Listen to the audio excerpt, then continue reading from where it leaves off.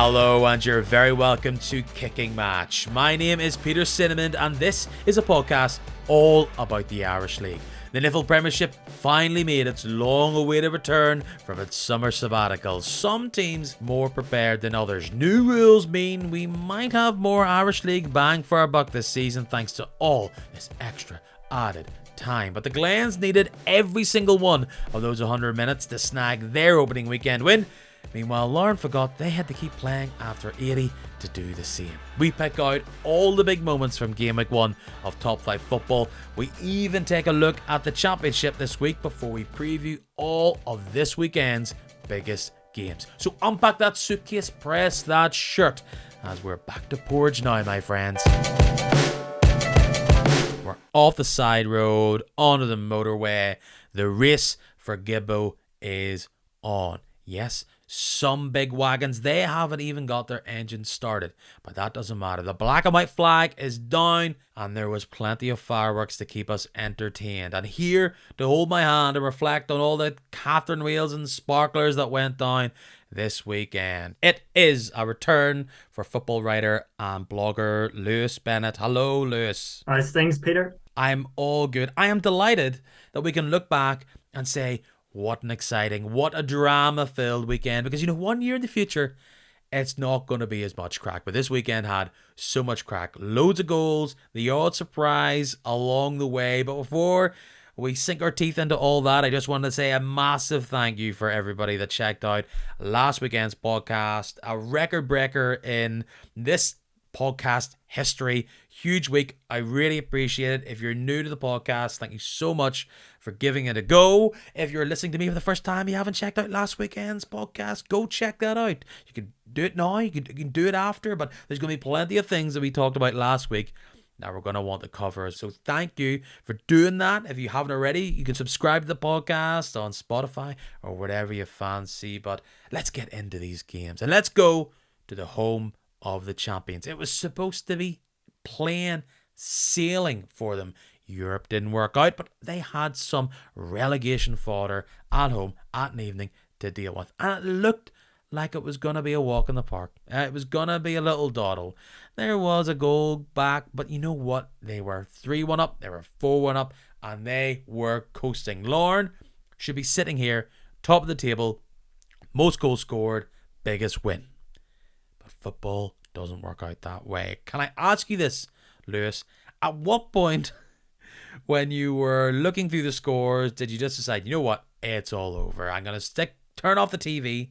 I'm going to put Twitter to the side. It's over because Lauren have won this. Because I think plenty of us at one point said, yeah, game over. Oh, incredible. I mean, I don't think anybody saw that coming. That's the beauty of the Irish League. Lee Bonus sort of superb goal. Absolutely brilliant finish that made it 4-1 to Lauren. 10 minutes to go. The champions, who had obviously such a mean defensive record last year, you're thinking in that moment that they're home and hosed. But to be fair to Dungannon, they came out and they responded, and in some style. Ben Gallagher's goal, thing of beauty, lovely turn. I think it had been his first goal in 27 games, I heard. And what a way to get back on the goal trail with a finish like that, picking out the top right corner. After that, from Tomas Galvin, the chip finish. Rowan Ferguson perhaps not quite having full check of his bearings, but Galvin still had a lot of work to do, and it was a lovely side-footed finish over the top of the keeper and in. And then Dean Curry in the last minute. I mean, I was impressed with a lot of things that I saw from Dungannon. Like they started with quite a pragmatic setup with 3 centre-backs who held their own for large periods. And when Bonus scored to make it 4-1, it felt a little bit flattering to Lauren, I thought. But at the end of the game, that's just chaotic. I mean, Lauren only conceded 5 goals at home the entirety of last season. They conceded 4 on the opening night here and 3 in the last 5 minutes. I mean, you can't write those scripts, can you? I've so much to say about this game. It's going to feel like real scattergun where I'm just picking out another thought out of the air. But let's start with the team who will feel as though this is a mega victory. And let's give Roddy McAree his flowers on his return to the dugout for Dungannon. 3 of those goal scorers in the last technically 10 minutes of the game, but with only 5 minutes to go. all substitutes. He takes over this team, a team who had a really long end of the season that could have given them a whole load of transfer headaches. No doubt it did. He had to reshape this team so they were not going to get stuck in the mire that they've been over the past few years. First thing he does, 3 at the back. It is 2023 after all, in the Irish League. You gotta do it. Seems like a mandate, you've got to have 3 at the back. Watching this game, the days of the way Dean Shields set up this team are gone. It might come back with another team, a bit like Furbies or something else, but here, we're going back to real classic Irish League stuff here, because yes, they had 3 at the back, but this was a really down-to-earth, back-to-basics Dungannon performance. Long balls, trying to run into space, eager runners out wide, and really just trying to attack the space in that way. They looked really composed. They looked a lot more confident on the ball. There's a few niggles that have been there for a couple of years. Conceding 4 goals is a very Dungannon thing to do over the past few years. And let's not talk about Larne having a dreadful day at the office for 90 minutes. That wasn't the case at all. They look strong. They look determined. They look to have that little bit of class and skill. And you pick out a few of those goals that really came from a little great delivery here or there for Thomas Cosgrove's goal. Determination from Lee Bonus. Seeing that gap and just beating the offside trap. And then being very selfless to give the ball to Andy Ryan. What an incredible piece of skill. I think that really proves to me the difference between full-time and part-time. I don't think a part-time footballer does what Lee Bonus does for that 4th goal, because I don't think you have the amount of hours and reps. That's somebody who's just constantly in football where he just thinks, yeah, I have the space and time and the quickness to go, I'm going to dink this. And the way he was able to do it with such precision was amazing.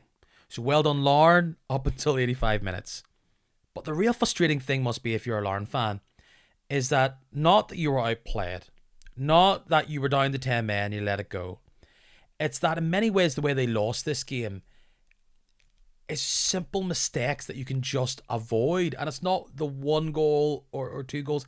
It's 3 goals that you let slip. And the ramifications this might have, I know it's early days, could extend all season long. Let's talk about that first goal. A nice bit of composure as well for Ben Gallagher. It's just a long ball. This was long balls that they were pumping through all game. None of the defence get back to the penalty box to feel confident enough to get a header on it. It bounces. Big no-no. Ferguson comes out of goal, doesn't deal with it. Doesn't stick his neck on the line to make sure that once it bounces for the second time, that it's going nowhere. And well done, Ben Gallagher. Steal a yard. A nice little dink of your own. But then it's approaching 90. And Thomas Galvin. Determination. Fight. Getting that goal. And it just felt, we'll talk about the final goal, which was just disappointing from a set play. That's probably the most forgivable of them all. As much as you never want to concede from set pieces, that's most forgivable. But there's no way you're not looking at this and saying, well done, Dungannon. Clearly a lot more solid, a lot more heart, a lot more fight, and just have that ability to rise to the occasion. You said it. There's 4 goals conceded.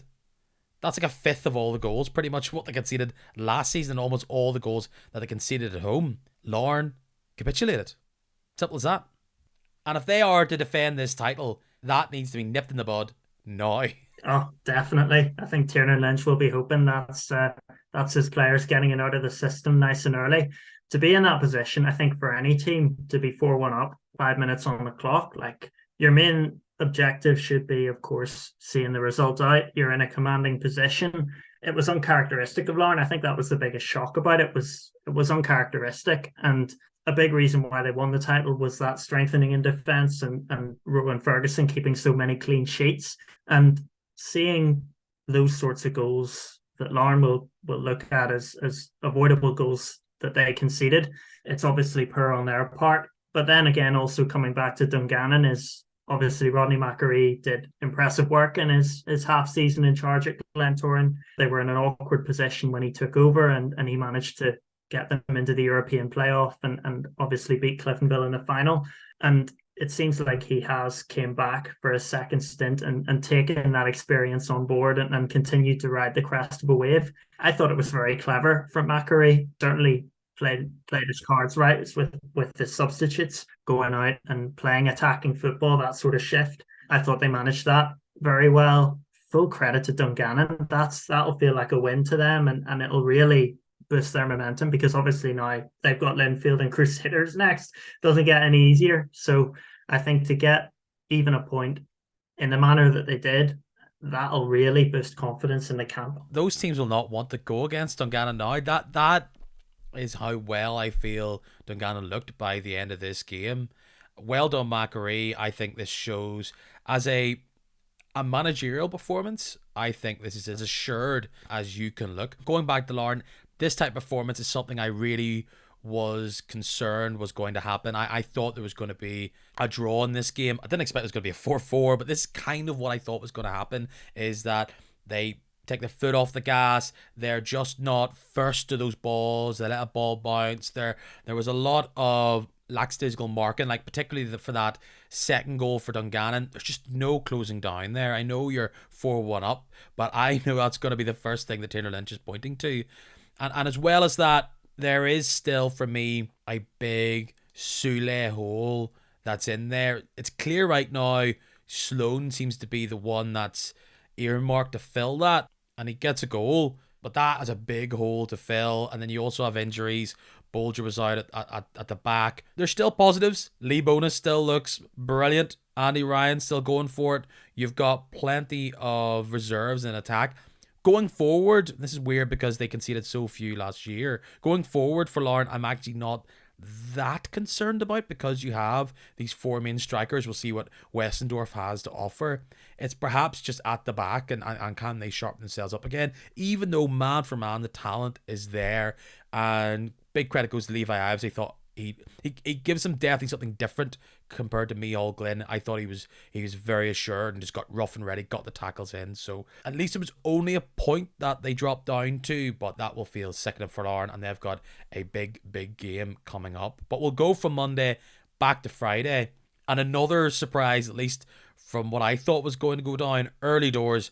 Ballymena take the lead against Coleraine. Coleraine going into the season very much in the fans' eyes wondering, how is this going to go? Can we get a good start? That's what they're after. Ballymena have got this devil's gauntlet to start the season. And for a time, they must have thought, here we go. New signing, doing all right. A brilliant header from Colin Coates. Rose above everybody. Disappointed, I think it was O'Donnell that really missed the marker there. But Coleraine really showed what I think they had in the tank. Attack. They blitzed Ballymena. Interesting setup. It felt as though they had like 3 defenders and then just 6 attackers. It's almost Man City-esque. Everybody forward. And boy, did everybody look good. Glacken picked up the ball, finding different spaces. McKendry at his rapid best. Lots to like about this Coleraine side, I thought. Yeah, I agree. And obviously Matthew Shevlin picking up where he left off last season, a couple more goals for him. And that's what I like about Coleraine, is that they trusted themselves in their creativity, because there's a lot of creativity in that team. And you mentioned 2 of them, with Conor McKendry, who I thought was absolutely out of this world, man of the match, and Jamie Glacken, who is so confident with the ball, confident to do things. Shevlin obviously has hit the mark. 2, I think, fairly typical Matthew Shevlin finishes as well. It feels like I've seen those goals about 5 times before. Yeah, he is a true penalty box predator. I think one of the purest types in this league. And if you get the ball to him in that sort of area, he'll always have the capacity to do damage. Ballymena, Jim Irvin thought he was off to the dream start there. It was a really good header, I thought, from Colin Coates. Really well placed, good power, and a good connection. And obviously, the interesting observation was Colin Coates wearing the captain's armband on his competitive debut, which to me speaks for itself. It's a real trust from Jim Irvin in Coates' undoubted leadership qualities and ability to marshal a defence, and obviously contributing at the other end of the pitch on that occasion. And I suspect it will be his last set-piece goal this season. Ballymena had obviously started in that bright fashion, and Coleraine responded well, you have to say. Davy McDade coming in as well. I thought he looked sharp. He's a slightly different type of player. He is somebody who can penetrate defensive lines, but obviously Shevlin is a goal scorer, and he'll certainly be looking to still take the mantle going forward. But I think that offers Coleraine a lot of flexibility in terms of their movement in attack. It really does. I was surprised to see both Shevlin and McDaid starting first game in. I was surprised by that. I thought that was not a plan B per se, but it is plan 2 or 3 rather than like, because it was a big change to do, and you go a goal down, you think, oh, you haven't got this right here. Yes, it comes from a bit of a smash and grab set piece, but it worked, didn't it, having 2 up top? Yeah, I'd say so. And again, that was a criticism last season, was that in some sense, Coleraine were a little bit over dependent on Matthew Shevlin to kind of apply the finishing touch. McDaid, obviously, from his time at Larne and Ballymena, maybe not quite to the same extent, but still with the same qualities. He is someone who can certainly chip in the goal ranks, especially from his time at Larne, a regular double-digit goal scorer. I think he topped the scoring charts, I think, in the first 3 seasons that Larne were back in the Premiership. So he's still got a bit about him. He's still got a yard of pace, and he has the ability to occupy defenders and sort of drag them out of position. That gives Coleraine a whole new dimension, I think. It's why everybody had 2 strikers, because oftentimes the other player's goal is made by the other player's movement. It's to draw attention away. In many ways, Shevlin's best friend might be David McDaid on the other side of the box. But the question will now be, I know it's early days for Coleraine, is can they do what they didn't do last season? Because we saw a different glimpse of this last season, but we saw them being ferocious like this. Can those players be consistent? Can Glacken and McHenry do that week in, week out? Even Andy Scott, who had lovely bits of skill and really progressive passing, can they do that every week? Can they keep up the energy or the fitness to do this even for an entire 90 minutes? It's different when you've got Ballymena at home, they're in the back foot, and you're just throwing everybody at them, and all they have is kind of a long ball. And it was a difficult night for Ballymena. This is a team that's really got a lot of time to find themselves, and it's not going to be easy with what they've got coming up. Coach look assured, but look, you look at that first goal, just a bit of a scattering around at the back, gives away the corner, which they're not alert to, then the goal comes. But nothing showcases like this free-flowing play quite like the second goal, which just seemed to be build-up play that lasted for about a minute beforehand, and then there's the Shevlin to do what looks like the easiest thing in the world, just to be at the back post, ping it in, but the patience, that's where the high level of skill that he has. So Ballymena, they'll go again next week. I don't really know what I know about them. What I do know about Coleraine is that they've got the firepower, they've got the on-the-ball attackers that I think can be real difference makers and should be difference makers in these big games against Cliftonville, Crusaders, all those top teams. When it's 0-0, 20 minutes to go, I can see the players that are going to get those goals when it's a draw or they need to get a goal to get back in this. The question is, will they be too open at the back for these other teams? Because Ballymena couldn't capitalise on it. They don't have the manpower at the skill level. But when you go up the league, particularly away from home, I think they will. But let's give it to them. Well done, Coleraine. They're even early. They're near the top of the table. But let's go to the game from the team that is at the top of the table. A team that knows how to win. They've done it for the past year and a half, but they haven't done it in this league before. What a perfect start. I told you last week, I believe in this Loughgall team. And in hindsight, it feels like that Newry game was actually the perfect fixture that they could have. Away from home, a team that would be similar level is probably downplaying the quality that Newry has compared to some of the championship teams. But this was not going to one of the top 6 teams. This was a team that they just need to step up. And in many ways, Loughgall, I'm sure Andy Smith, who's in for Dean Smith, told his players, play your own game. And that's exactly what Loughgall did. They played their own game. They played the style of football. They played exactly the type of game that they would have done against the top teams in the championship, the Annas and the Warren Points of last season. And they just capitalised at a Newry showgrounds against a Newry team which has a bit of work to do. But the most important thing is they capitalise it. 3-0 winners. If it wasn't with that 4-4, this is the result of the weekend. Oh, absolutely. I had a feeling about Loughgall, to be honest, before the start of the season. Dean Smith's obviously done superb work there.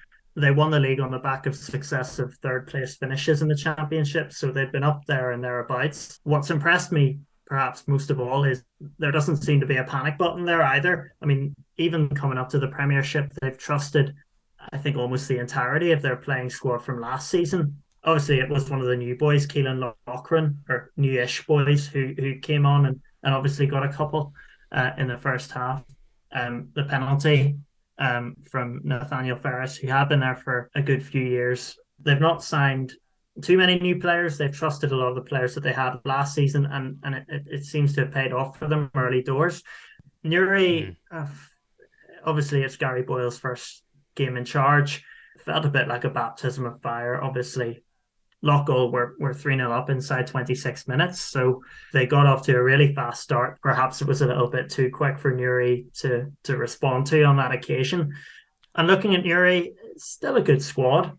They've got Adam Sally, who was in his time at Ards was top scorer in the Championship last season. He's come back to the Premiership with Newry, and Lee Newell, who had built up a reputation as a real sharpshooter at Rathfriland and impressed for more than just his play on the ball. Newry they've pieces there, but I think Loughgall, sort of in the early stages, just kind of blew them away. It's a really disappointing day if you're of a Newry persuasion, because 3-0 down, 26 minutes gone, the game's pretty much over. But if you look at it as a played out, that first goal that comes in 10 minutes, that was somewhat coming. There had been a few chances. Loughgall just started really fast, really confident. Newry had to deal with, I believe, they lost Scullion in the warm-up, so they had to rejig their team close to kickoff. But Loughgall were confident. They played their own game. They exploited the space out wide, and they take the lead. Then there's a penalty on 23 minutes, which felt a tad harsh. But look, this is what happens. You're 2-0 down. You're trying to put men forward. You get caught a wee bit again from another nice cross out wide from Loughgall.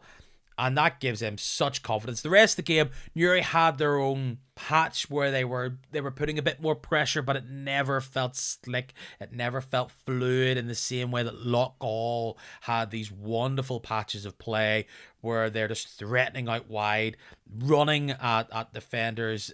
Newry just looked a bit all over the place at times, and that's now going to be Gary Boyle's job. One win does not ruin your season, but there's already a bit of pressure on you when you have a team that's probably going to be your rival down near the bottom coming in and getting points. But there's not panic. They've got time to bed in. Not a huge amount, but time to get this right. And it doesn't get helped by, look, that was a very silly red card that Thomas Lockhart got. But this is Loughgall's day. That is the perfect start for them. And I think you saw a lot of what I saw last season. I think they had this in them, and it's probably the best thing they can do is to have a mind like a goldfish and to just forget about it. You know, the next few games, if they get beat, thumped away against top six side, forget about it, and just go into these games against the teams in the bottom six with the same type of confidence and assuredness, and they will trouble them, because it's not an area of the league that has a lot of teams who are ready to puff their chest out, and Loughgall should be as confident as they are. Wrapping up our game week is a fixture that was not a particularly favourable one from a Glentoran perspective. From all three games, they didn't get a win out of any of them. In fact, they lost 2, drew 1.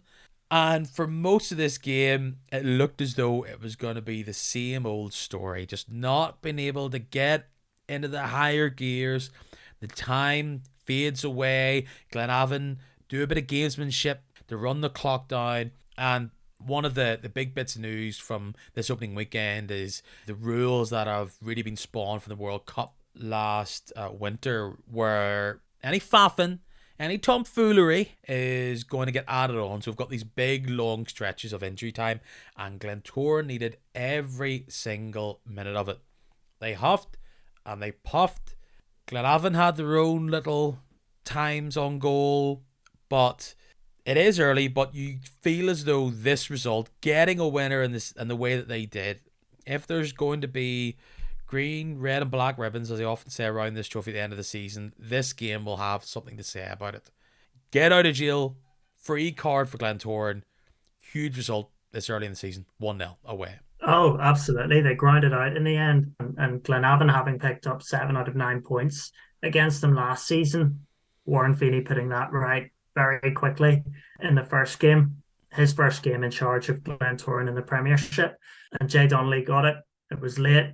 Shea McCartan drop ball, did well, drove towards the byline, and it was a very well weighted cutback. It's just the perfect weight, and Jay Donnelly was alert. And he is a player who, obviously, there was talk that Derry City wanted Jay Donnelly in deals for Jamie McGonigal, and that Warren Feeney was pretty confident and adamant that he wanted Jay Donnelly to stay at Glentoran. The early comments from Feeney on Donnelly indicate that he very much has Donnelly at the centre of his plans, and finishes like that. It is from close range, and it's a good setup, and it's a good finish from close range. And for me, from those sorts of areas, you need players that can deliver in those sorts of situations. And I think if Feeney is to perhaps prove some of his early doubters wrong at Glentoran and be successful and get off to a good early start, I think Jay Donnelly is going to be right at the centre of that. And it does hark back a bit from when Jay Donnelly was full of goals when he first joined Glentoran. He really took the mantle in that from that point of view, and the combination that he had with Conor McMenamin under Mick McDermott at the beginning of 21-22. And it really had Glentoran in a position of ascendancy, certainly up to about January, February. For me, I can understand why Warren Feeney has looked at Jay Donnelly and made him, on the face of it, a key part of his plans. And then obviously there's the competition that comes from Junior, who performed well in Europe. He was unlucky to miss the penalty against the Maltese team, but his performances in general, he obviously hit back later in that game in Malta and scored, and his general all-round play, it indicates that he wants that competition between Junior and Donnelly that's going to push both players on. And if he can get both of them firing, I think that's going to be important, particularly at this stage of the season when you want to start well in a new job. They're very different players. I know for me, my instinct would be I prefer the big, strong, broad Junior, but you also have a player in Jay Donnelly who's been just thumping in goals for fun over the past few seasons. And I imagine if you're a Glentoran fan, a player like Jay Donnelly can be quite frustrating is not the word, but when you're in a game like that where the goals aren't coming, you're frustrated by what you might see as his contribution to it. Jay Donnelly's there to finish things off. He's there to make a bit of space and fire it home. And really, if there's a player that you're going to say, hey, you're the guy that really made this happen, it's a great bit of athleticism from Shea McCartan. And I know Glenn will be frustrated that the defender on him doesn't follow him, gives him that yard to chase down. And it's a greatly weighted ball in at a pivotal time, and you'll just want the goalkeeper to get on it and the defender to get on it. But it'll be interesting now because these are two teams that you look at the top of the pitch and you see a lot of skill and ability. But for Glentoran, there's still a question about striker. Do they need somebody in when games aren't working like we just saw there? And for Glenavon, they start with Aaron Prendergast up there. Great game for Tiernan Mulvena to get in, but I'm sure their fans will think as the season goes on, they'll want something more assured, something with a bit more experience, a player who can really nick a goal in a game like this where you set yourself up for potentially winning big and stealing at the end the way Glentoran did. So Glentoran will be buzzing. They'll be flying. This is exactly the type of game which didn't go their way last season. I think they've got a lot of work to do still to make them this ruthless machine, because you know that we saw it last season. They can be ruthless. And as we kind of alluded to, another day this doesn't go their way. And I thought good debut for Darrell Connor, a player who can also take the ball on, but also run into space and find it over the top. So with Glentoran, there will be bigger tests to come. And I think, as we'll talk about later on, a big one's coming this weekend. You asked for it, and now it is here. It's not quite like a reopening of the Championship Cabaret for all you kick and match OGs, but as we have Lewis here, and it was also the first big game week of the NIFL Championship, we're going to have a brief look at that as well. 6 games, 12 teams, looks very similar to what the top league is in, And it might look a lot similar to a team who's actually spent a queer amount of time there over the past few years. They're the big boys in the league. Portadown are back in the championship, and they did not make it easy for themselves this weekend. Before we get into all the results, Lewis, you're very proud and out Bangor man. How does it feel to have your beloved Seagulls back at this level of football once again? I know top tier is the absolute dream, but I'm sure it must be good looking down at the fixture list going, we're going to Ards, we're going to Shamrock Park, and we're going to many other places that you haven't been to in donkeys. We played our first game there at the weekend against Ballyclare Comrades, established team at this level, and geez, 65, 70 minutes there. I mean, it was a level pegging. Like, we really went up there and we took the game to them, led twice, and probably could have had a couple more. And in the end, we were disappointed to lose the game. A far cry from where Bangor once were. Talking 5 years ago, whenever we were starting out in the Ballymena League, and to be now in 2023 back playing championship football, it's a big deal, and the crowd reflected that. There was a big away following at the game, and there's a lot of enthusiasm and optimism about what can be achieved for this season. And if we're disappointed about the result, then that's fine by me. Like, it'll be more concerning if we're getting turned over on the first game. Obviously, we've got the derby this week. I mean, first competitive derby in 7 years. It's felt like way too long, and even longer since our last win. It's over a decade, which from my totally biased point of view is way too long, and we need to put it right. That is almost just a shame that big first Bangor Ards competitive North Down derby was happening on such a busy Friday. For many other games, that's just the way it falls. I'm sure I'll have a big bumper crowd anyway. And we'll go between a few things here, but Bangor come up and they run hard in the PIL, but they get up the championship. I'm sure some people would potentially earmark them in. When you have a 12-team league, everything's quite tight. But some people may go, Bangor coming up, I'm sure they'll just be there to try and avoid relegation and establish themselves. And I'm sure that's exactly what you guys want to do. But I think you guys will, once you find your feet, I think this will, I don't know if you'll be up there competing at the very top, but I think this will be, have good weeks and bad weeks, but I think this will be a fairly steady affair rather than one that's full of difficulty and misery. I think you've put together a team that's filled with spirit and are really solid at this level. Yeah, that's what I'm picturing as well. I think a top six finish, if we can finish in the top half, like that would be outstanding, I think. And the intention going into this league has not been to kind of play on the back foot and sit defensively and let other teams come at us and try and soak them up. I mean, it is to go out and play.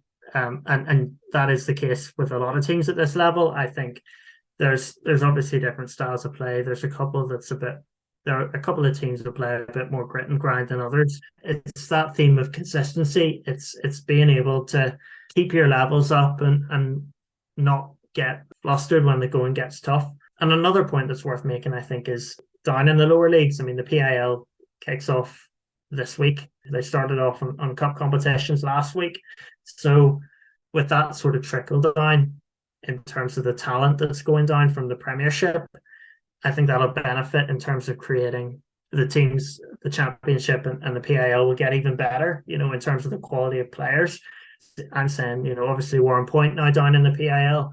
Some people from the outside in, being that team that finished second in the Championship last year, now going down to the third division, that they're going to win the league and they're not going to stress much over it. But I don't think that'll be the case. I don't think that'll be the case for anyone.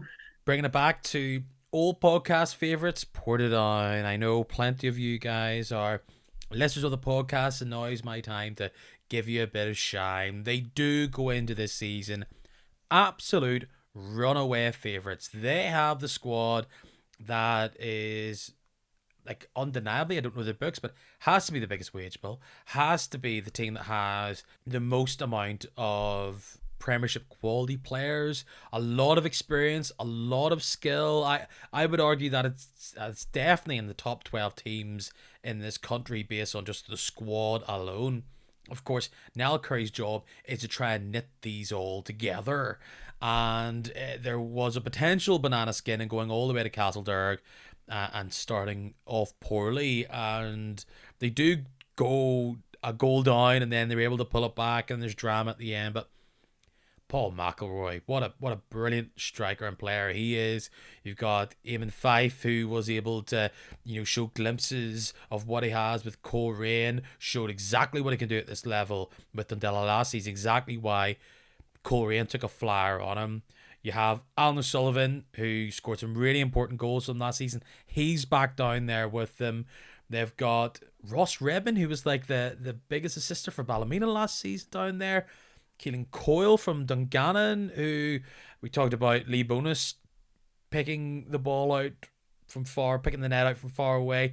He had a big, long launcher go in himself. So then the bench has Ryan Mays on it, and Lee Chapman, and Dale Montgomery. This is, and there's probably other players in there as well. So I'm sure they'll about to play it down going, oh, we'll be their cup final.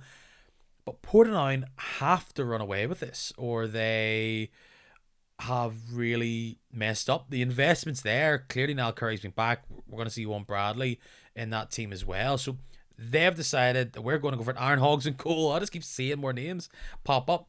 So they need to get off to a good start. And of course, I kind of expected Derby away to be the exact kind of banana skin that you could fall on. So that's a good start for them.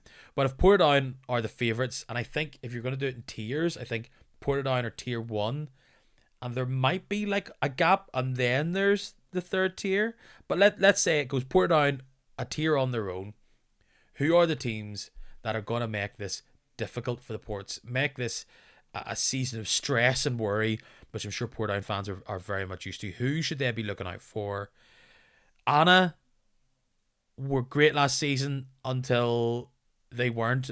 They couldn't buy a win near the end of the season, and then they almost do a miraculous victory against Dungannon, which then didn't happen.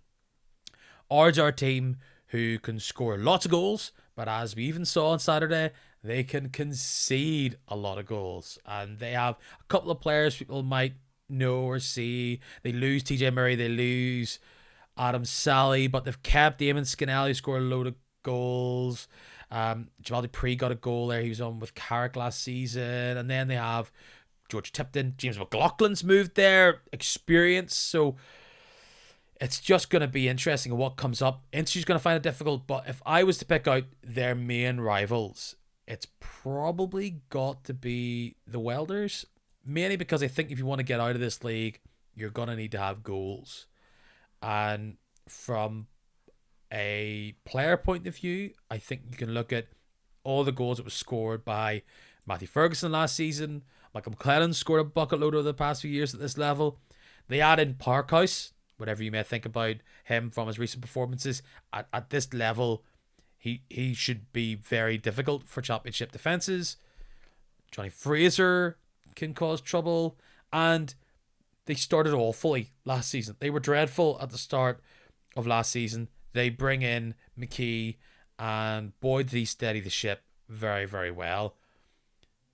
They run out 4-2 winners against Ballinamallard United at home. Job done there. Do you feel as though if anybody's going to trouble them, it's going to be the Welders? Or do you have a dark horse out there? I'd certainly have the Welders in the conversation. And for them to keep Matthew Ferguson, I thought was huge. And obviously he played such a big role in that comeback win against Ballinamallard. They were 2-0 down in that game at home, and I think he came off the bench and he scored 2 goals. I think he set up another. And that's just the influence that he has on the team. He was second in the goal scoring race last season, and the Welders have done great work to keep hold of him. You obviously mentioned Michael McClellan, who's an experienced campaigner. He's a good physical presence. And David Parkhouse, as you say, dropping down to the championship level. I would still look at him as like a Premiership level talent.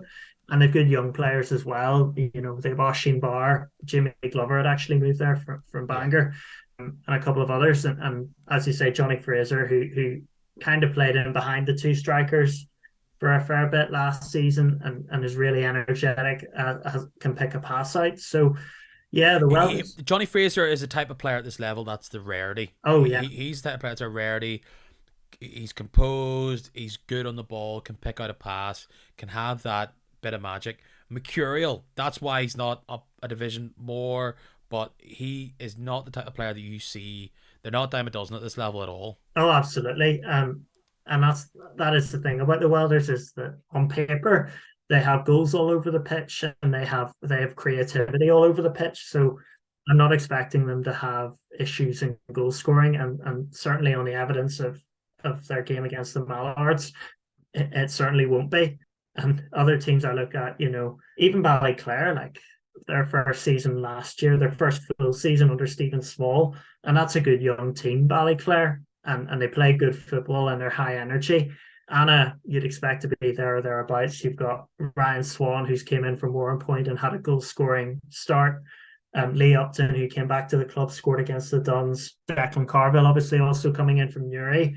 There's a lot to like about Diana. Like for championship players, they've recruited very well.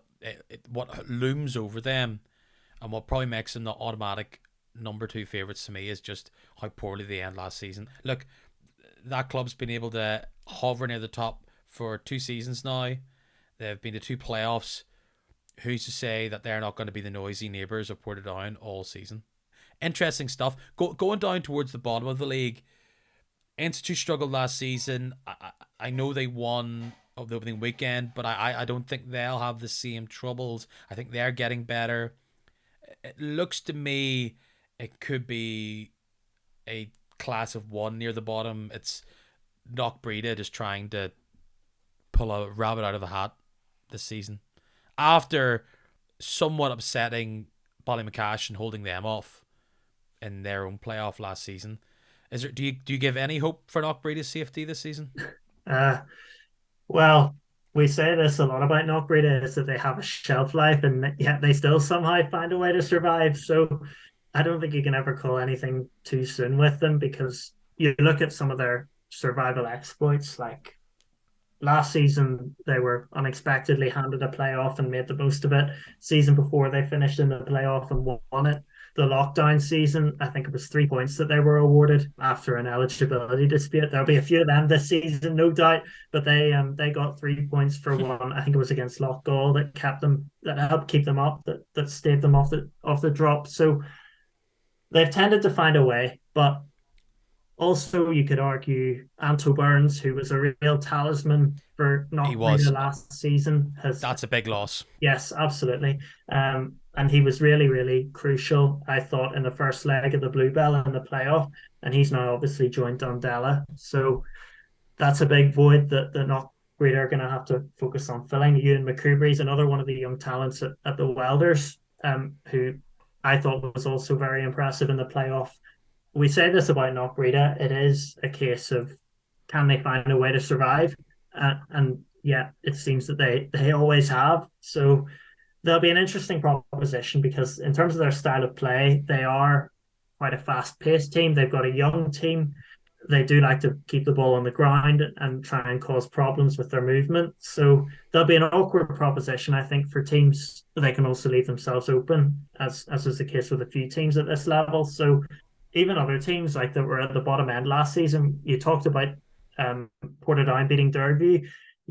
Derby obviously had Mikhail Kennedy, who's now went away to Crusaders and scored a third of their league goals last season. I think it was 17 he got in the league overall. Newington had lost Gary Warwick, who dropped down a division to go to Ballymacash, was a top scorer in the PIL a couple of seasons ago, and was still finding the net for Newington at that level. But then they went and they won 3-1 at Ards, and Zach Barr, who'd actually went the other way from Ballymacash to Newington, had scored in that game. So as I say, there's even the teams at the bottom end, they can still find a way to win. And I don't think there's any team in this league that will go in there and look that they're not a championship class. It feels like the gap between 5th and 10th is not going to be that. But we're so used to the top division where 6 is a dotted line, but it also feels like a mile wide chasm in quality and skill. I don't see this in this division. I see it where 10th to 5th is not that far away. It's a couple of points, bit of goal difference. It's Portadown to lose, but they need to get the points on the board, and it's kind of amazing to see the life that they may bring to the league as well. Seeing that big travelling support going all the way to Castledurg on a somewhat bright Saturday afternoon must just be so different compared to what usually happens in that league, and having a big team like that turn around the country could inspire other teams to get fans out. There'll be plenty of big dramatic games that will be happening in that division. One or two sentences on the PIL. It's bigger this year. We all know why. 14 teams, 1 point drops down, and also filling in the places are Rathryland have come up, as well as Cook United, PSNI stuck around. It's a bigger league. This feels like Ballymacash and Warrenpoint till the death. Or have you got a good feeling about Queens as well to stick their nose in again this season? Your first thought when you look at the league is Warrenpoint being the team to drop down, and given that they were probably planning on playing a Premiership playoff and going down to that level, and they have kept a lot of players. Fran McCaffrey's still there, and Dylan Hand, the winger, is still there. So it's still a good team. Stephen Ball, always liked him. It is. Yeah, Stephen Ball as well. Yeah, it's a good team. It is. And Ballymacash, who've I've mentioned Gary Warwick dropping down, Benny Iggy on as well, who had played in the Premiership with Portadown and has always looked to me at least a championship level striker and somebody who can be a focal point. I mean, you look at those two teams and you'd expect them to be up at the top end of the league. Ballymacash obviously would hope to go one better than they did last year when they finished second and got that playoff.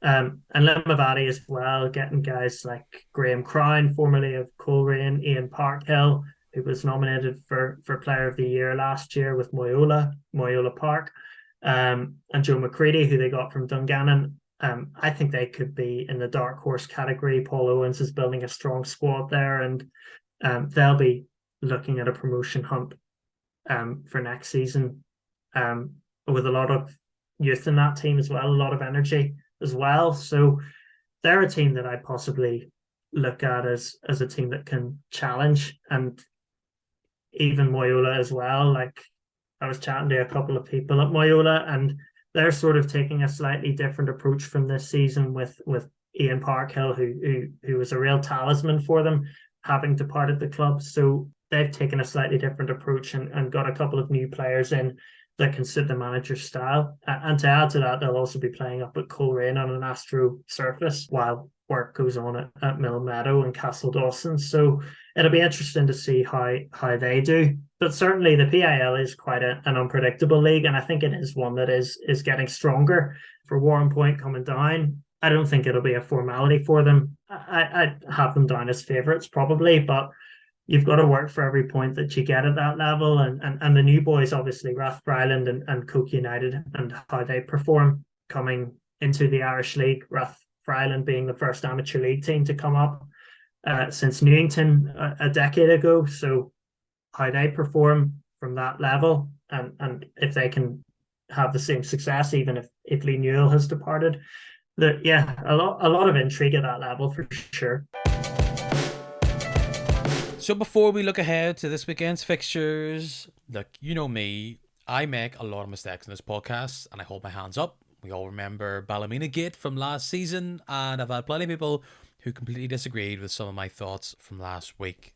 But can I gloat right now? Fourth, I am, Lewis, in the fancy football Irish League standings. I don't even know how well my Sunday Life team did. Fourth, very smug, very happy, very much spurred on by my belief in the lock-all experiment. Big Ferris, I was punching the air when there was a penalty because I knew Big Ferris was going to stand over that and smash it in. Of course, my fall is impending, but if you would like to chase, if you just even want to try to chase me, there is plenty of time still to join the Kick and Match Lister League on the NIFL Fancy Football League. Go to my Twitter. You'll be able to find a link to it. The code is Kicking Match. Gloating over, I'm a football king. And let's go on to now completely ruining that streak of predictions, which all fantasy football is, by completely ruining this weekend's fixtures. We've got 6 games. What a novelty. And let's just start with the big one, shall we? Mega game already. I swear, if this is as boring or even half as boring as last season, I am going to throw a temper tantrum on Twitter. Larne have to save their season. Lewis, down at the Oval. They don't. Glentoran, Larne, big match already. Glentoran get a win here. They've already got a 5-point gap on last season's champions. This screams stalemate, but I'm really feeling the chances of one team. Are you feeling the chances of one team as we all sit round our computer or streaming device to watch this on Friday night? Or, of course, you can be there in person if you're, I don't know, a hipster or something. No, to be honest, no clear favourite for me in that one. I think you can expect a response from Larne, first and foremost, because Tiernan Lynch had said in his post-match interview it was unacceptable. He used that word, unacceptable, to describe the way that Larne had concluded the Dungannon game. So I think Larne will go into that game at the Oval properly fired up and looking to deliver a quick response. Glentoran have made a knack of starting seasons strongly in recent years. Lest we forget, they put 4 past Larne at one stage. I think it was the end of October last year. So they do have the talent and quality within them to be able to deliver a knockout blow. I think it'll be tight. I think it'll be cagey. I don't think either team will be particularly willing to take risks, especially at this early stage when it's about building momentum. And I don't think either team will be maybe necessarily free-flowing, showing their skill in bursts, but not all-out attacking football while they're still trying to feel their way into a new season. So I am going to predict, I'm sorry, Peter, a goalless draw. Don't do it to me. I don't know. I just believe this is Glentoran's game to win. I think they'll win the battle in midfield. Is Soule going to get a red card? Do it for the Bants, mate. But no, I can see Bonus or Ryan running away, picking a goal out of nowhere. But I think Glentoran are going to turn the screw, build from deep, and they're going to put Larne under pressure, and they'll not want that. And I think this is probably going to be a 2-1 or potentially a runaway 3-0. I don't know if you saw this online. Ballymena are offering a deal to their fans where you can get 3 games for 30 quid, which is obviously a great deal, but you're also kind of signing up for potential torture and paying for it, even though you're getting a good deal. And a part of this devil gauntlet, as I described it near the start of the program, against the best teams in the country is with Crusaders. Last week I backed Crusaders to win this league, and I'm still trying to believe it, particularly after that amazing performance against Rosenborg. I think they're going to Ballymena, and it might not be flashy, but I think they are taking care of business at the showgrounds. I'm going to say it out loud. I think it's going to be 2-0. I'm going to go for the same. I know Crusaders had struggles in their away form last season, but in Europe, obviously going to teams in Finland and Norway and collecting draws in 90 minutes could show signs of an upturn in that respect. So yeah, I'll go with you, Peter. 2-0 win for Crusaders. This is a really interesting game this early in the season, and I'm so delighted I get to say this. Lewis, it's a battle of the top 2 in the league. It's Coleraine. They go to Loughgall, and this is a big test for Loughgall. How do they approach it there at home? Big atmosphere, no doubt. Tight pitch for Coleraine. Will they panic if they're not up and running early in this game? I think Loughgall could keep it tight, but I kind of think this is a 2-0 to Coleraine. I think the goals might come late, but I think Loughgall will do a good performance, but the result will read good for the Bandsiders, and 2 wins out of 2 would look pretty good for Oran Kearney's men. Yeah, I'd go for the same boat. I think Loughgall will keep it tight. I think last season of the championship, Barrett Turker was the runaway leader for clean sheets in the division, and I think Loughgall was set up to be disciplined and organised in their shape.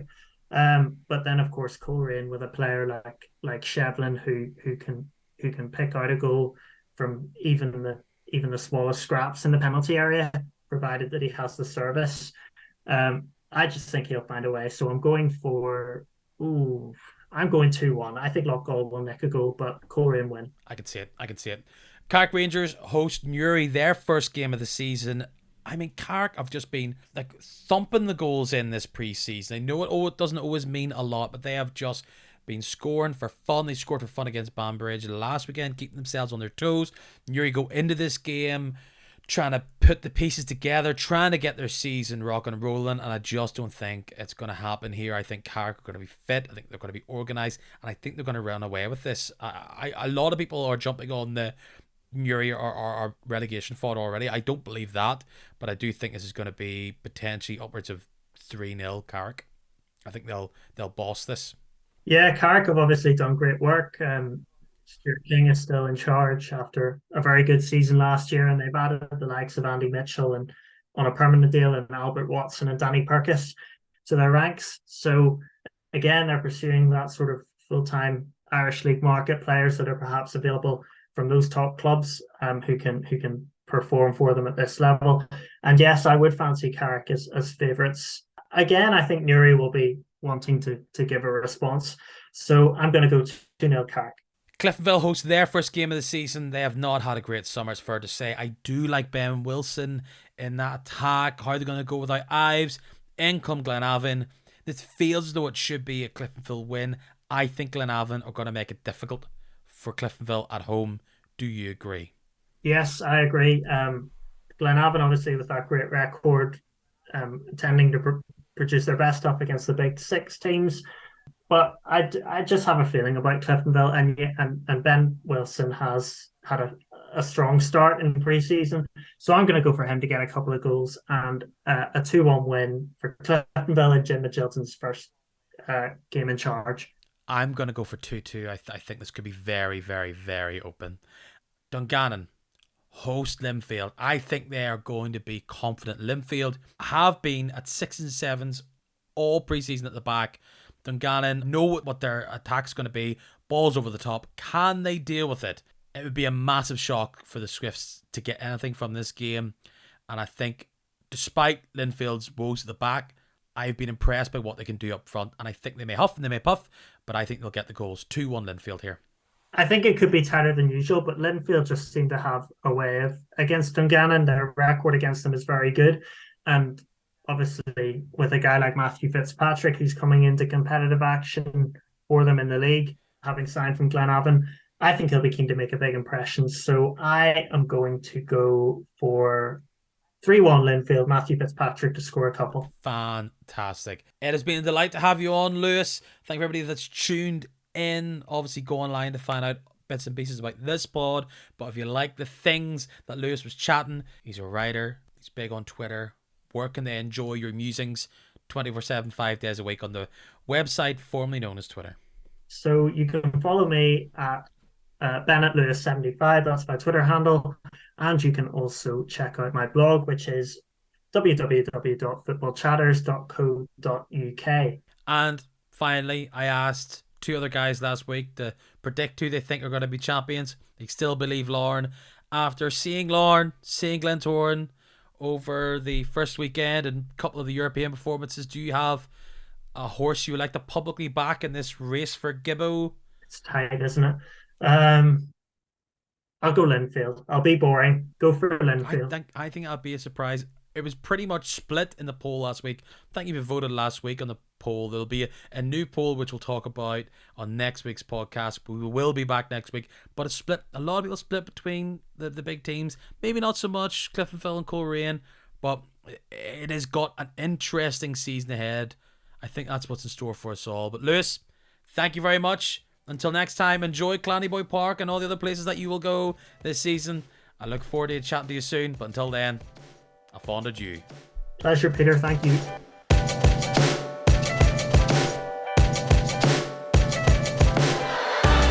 First one of the new season, proper ones have kicked off in the bag. Today, if you're listening to this when this podcast came out, is 1 year to the day when I first released my very first kicking match episode. Hey, time flies when you're stressing like mad, but my podcast every week. It's great to be back. It's very nice. 46 episodes in a year. Absolutely amazing. I still love it. Hope you guys do as well. If you listen to this and are thinking, you know what, I don't think I'd mind listening to this guy chat to random knowledgeable people about the games that happened over a weekend in Irish League football, I think I could do this weekly. You are in luck, my friend, because that is exactly what I do. If you haven't already, you can go, you can subscribe or follow, whatever the term is on Spotify. There's a button in there. You'll get me notifications. You'll get it as soon as I do it. Me, while listening to this hands-free, you can just go, hey, if you have one of those smart speakers, just call out your smart speaker's name and say, hey, please play Kicking Match, an Irish League podcast. And of course, if you want a bit more action, you want to have a bit more crack every hour of the day, except when I'm sleeping, go onto all the social media platforms. Instagram, gotta call Twitter, there's Facebook as well. Do all those things. It's Kicking Match across the board. All of your teams are playing. If you're a top flight fan, looking forward to it all. Irish League is back. Let's go.